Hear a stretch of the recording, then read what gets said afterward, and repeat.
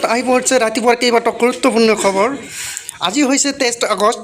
ৰাজ্যৰ লাখ লাখ মহিলাসকলৰ বাবে এক ডাঙৰ খবৰ। মহিলা গোটৰ মহিলাসকলৰ বাবে বেংক একাউণ্টত 10,000 কোটি টকা সোমাই দিব চৰকাৰে। লগতে এটা ডাঙৰ খবৰ আৰু এটা ভাল খবৰ। ৰাজ্যৰ লাখ লাখ উন্নত হিতাধিকাৰীৰ কাৰণে আহি গ'ল এক ডাঙৰ খবৰ।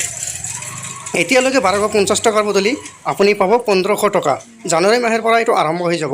ইয়াৰ লগতে আৰু এটা ডাঙৰ খবৰ আছে, যিসকলে এতিয়ালৈকে ঘৰ পোৱা নাই তেওঁলোকৰ বাবে এটা ডাঙৰ খবৰ। এতিয়াৰ পৰা আপুনি অসম তথা ভাৰতৰ বিভিন্ন প্ৰান্তৰ পৰা ভিডিঅ'টো যোগান ধৰা হৈছে। ভিডিঅ'টো ভাল লাগিলে আমাৰ চেনেলটো ছাবস্ক্ৰাইব কৰি এটা লাইক দিব নাপাহৰিব। जिंदाबाद जिंदाबाद जिंदाबाद छात्र मुक्ति जिंदाबाद जिंदाबाद जिंदाबाद इनकलाब जिंदाबाद जिंदाबाद जिंदाबाद अमित शाह मुर्दाबाद मुर्दाबाद मुर्दाबाद Modi Shah go back go back আমার দাবি ন্যায্য দাবি ন্যায্য দাবি ন্যায্য দাবি আমার দাবি মানি লোক আমার দাবি মানি লোক হিমন্ত বিশ্ব মুর্দাবাদ মুর্দাবাদ মুর্দাবাদ এখন পুলিশ গো ব্যাক বিজেপি কাম নাই BJP come night. Himanto Biswa hi.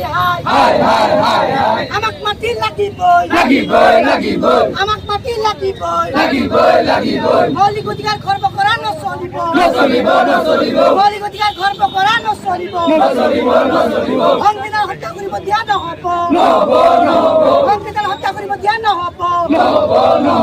আমাৰ সংগ্ৰাম চলিব। জয় ho!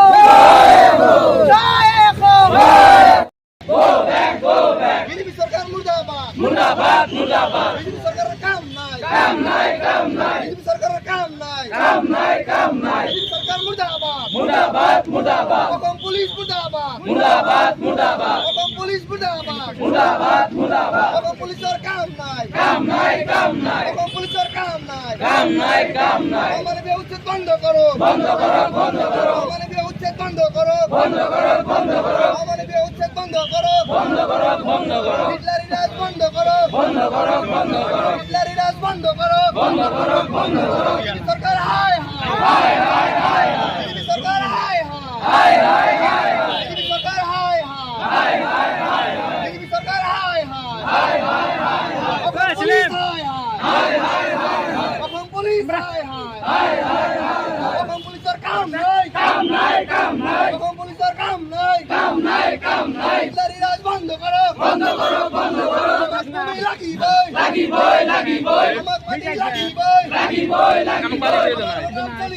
চলিবই আমার সংগ্রাম চলিবই ছাত্র মুক্তি জিন্দাবাদ ছাত্র মুক্তি জিন্দাবাদ ছাত্র মুক্তি জিন্দাবাদ আমাক ভূমি লাগিবই আমাক ভূমি লাগিবই বিজেপি সরকার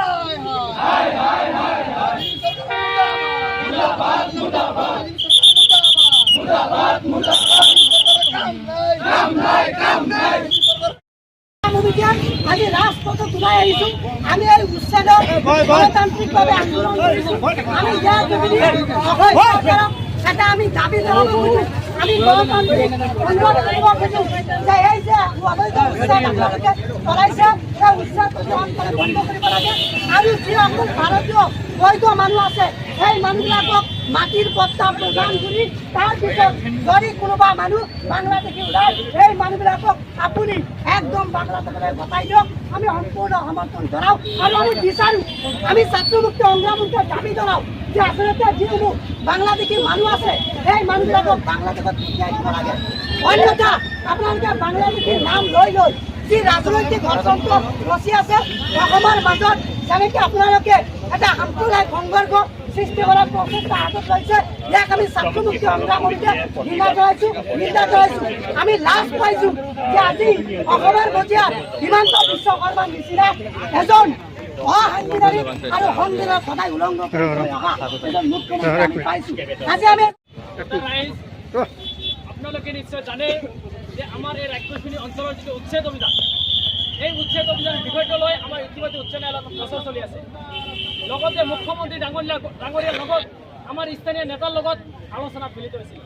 কিন্তু এটাৰ পিছত এটা আমি আলোচনাত কৰিলোঁ, কিন্তু আমাক কেৱল মাত্ৰ প্ৰলোভন দিয়ে, কেৱল আলোচনা কৰে, কিন্তু তেখেতক মাতি দিয়ে।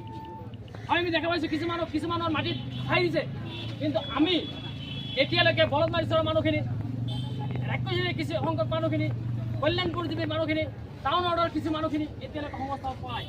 আমি কৈছোঁ আমাক সংস্থাপন দিয়ক, আমাক মাটি দিয়ক, আমি যাম, কিন্তু আমাক এতিয়ালৈকে মাটি দিয়া নাই। এনেকুৱা কাৰবাৰ হিটলাৰ ৰিয়াজ আপোনালোকে যে দেখা পাইছে, হাছিলা বুলি কৈছে আৰম্ভ কৰিছিলে। এতিয়া মানুহখিনি ত্ৰিপালৰ তলত আছে, মৃত্যুৰতো যুঁজি আছে। কিমান মানুহ মৃত্যুবৰণ কৰিলে, পাইকাৰত মৃত্যুবৰণ কৰিলে, এটাৰ পিছত এটা উচ্ছেদ আৰম্ভ কৰিছে।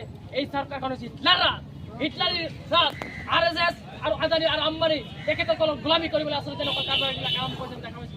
আমি তোমালোকক সুখিয়াই দিছোঁ, তোমালোকৰ পতন অনিবাৰ্য। RSSৰ তোমালোকক কৈছোঁ তোমালোকৰ পতন অনিবাৰ্য। তোমালোকে যি হিটলাৰী আৰম্ভ কৰিছা, হিটলাৰৰ এদিন পতন হৈছিল, সেই হিটলাৰী ৰাজ কেতিয়াও নাথাকে, স্পষ্ট কথা। আমি কৈছোঁ যে এই খাটি খোৱা যিসকল মানুহে দোকান পোহাৰবিলাক দি আছিলে, যিসকল মানুহে আছিলে জীৱন আজি যুগ বছৰ 40 বছৰ 50 বছৰ ধৰি বসবাস কৰিছে, এই মানুহখিনিক সংস্থাপন নিদি অন্য বছৰ বা 17 কথা নকৰি এইটো উচ্ছেদ আৰম্ভ কৰিছে। এনেকুৱা কাৰোবাৰ কেতিয়াবা দেখা পাইছে নেকি? এইখন চৰকাৰ হৈছে হিটলাৰী চৰকাৰ। সেইকাৰণে আমি স্পষ্টভাৱে চৰকাৰক কৈছোঁ, তোমালোকে আমাক সংস্থাপন দিব লাগিব, তোমালোকে আমাক ক্ষতিপূৰণ দিব লাগিব, তোমালোকে আমাক মাটি দিব লাগিব। তাৰপিছত আমি যাম, নহ'লে আমাক খুলে মানক আমি তো পাবি না। স্পষ্ট কথা আমাৰ দাবী হৈছে গণতান্ত্ৰিক কথা, গণতান্ত্ৰিক ভাষাৰে আমি কোনো অগণতান্ত্ৰিকভাৱে কোনো ধৰণৰ কাম কৰা নাই এতিয়ালৈকে। আমি সম্পূৰ্ণভাৱে চৰকাৰক সহযোগ কৰি আহিছোঁ। আমাৰ কথা হৈছে আপোনালোকে মাটি দিব লাগিব, কিন্তু মাটি নিদি কেৱল মাত্ৰ যিসকল দুখীয়া সাধাৰণ মানুহে বিজনেছ কৰি আছিল সেইবিলাক আপোনালোক আৰম্ভ কৰি ভাঙি দিলে। আৰু দুদিন পাছত ঘৰবিলাক ভাঙি দিব, এনেকুৱা কাৰবাৰ হ'ব পাৰে নেকি? কেতিয়াও হ'ব নোৱাৰে। সেইকাৰণে আপোনালোকে আদানী আৰু আম্বানীৰ দালালি বহতীয়া বন্ধ কৰি উচ্ছেদ কাৰ্য বন্ধ কৰক আৰু মানুহখিনিক পুনৰ সংস্থাপন দিয়ক। আৰু লগতে যিসকল মানুহৰ ক্ষতি হৈ আছে সেইবিলাক জৰীপ কৰক, কাৰ কাৰ ঘৰ ভাঙি গৈছে সেইবিলাক জৰীপ কৰক। আপোনালোকে এতিয়ালৈকে কোনো ধৰণৰ জৰীপ কৰা নাই, এতিয়ালৈকে আপোনাৰ কোনো ডাটা নাই। মই RTI মাৰিছোঁ, এতিয়ালৈকে মোক কোনো তথ্য দিয়া নাই। সেইকাৰণে চৰকাৰে আমি আজি গণতান্ত্ৰিক কাৰ্যসূচীৰ জৰিয়তে আহ্বান জনাইছোঁ, আপোনালোকে অতি সোনকালে এই উচ্ছেদ কাৰ্য বন্ধ কৰক, অন্যান্য থেকে আপোনালোকৰ চৰকাৰে দিয়ক। ভয়ংকৰ আন্দোলন হ'ব, আমাক গুলি মাৰিলে আমাৰ আন্দোলন স্পষ্ট কৰা। লগতে স্কুলবিলাক, আজি স্কুলবিলাকৰ কি কৰিছে, আজি স্কুলত মনে পৰে দুখীয়া খাটি খোৱা মানুহৰ ল'ৰা ছোৱালীবিলাক, আজি তাতে কেইজনমান ল'ৰা ছোৱালী আমাৰ স্থানীয় ল'ৰা ছোৱালী চাকৰি কৰি আছে, জব কৰি আছে প্ৰাইভেটত, কিন্তু সেই স্কুলবিলাকক ভাঙি দিব লাগে। সেইকাৰণে আমি চৰকাৰক আহ্বান জনাইছোঁ, অনতিপলমে আপোনালোকে উচ্ছেদ কাৰ্য বন্ধ কৰক, স্কুলৰ ভাঙা বন্ধ কৰক, মানুহখিনি সংস্থাপন দিয়ক, আমাৰ স্পষ্ট কথা। সেইকাৰণে আমাৰ ইতিমধ্যে ন্যায়ালয়ত গোচৰ চলি আছে, ন্যায়ালয়ৰ গোচৰ আমি ন্যায়ালয়ৰ কাষ চাপিছোঁ আৰু ন্যায়ালয় আমাক নিশ্চয় ৰায় দিব। ন্যায়ালয়ৰ ওপৰত বিশ্বাস আছে, সেইকাৰণে আমি অসম চৰকাৰক ন্যায়ালয়ৰ জৰিয়তে উচিত শিক্ষা দিবলৈ সাজু আছোঁ। আৰু মুখ্যমন্ত্ৰী ডাঙৰীয়া আপোনাৰ 6 মাহ চৰকাৰ উকলি যোৱাৰ পিছতে আপোনাৰ কিন্তু চৰকাৰ নাথাকে, আপুনি জেলত যাব লাগিব, সাজু থাকক। মুখ্যমন্ত্ৰী ডাঙৰীয়া আপুনি এনেকৈ অমানৱীয় মানুহৰ ওপৰত বাৰম্বাৰ অত্যাচাৰ কৰিলে আপোনাৰ কিন্তু ঘৰ ঘেৰাও কৰিবলৈ, এছেম্বলি ঘেৰাও কৰিবলৈ সাজি আছোঁ।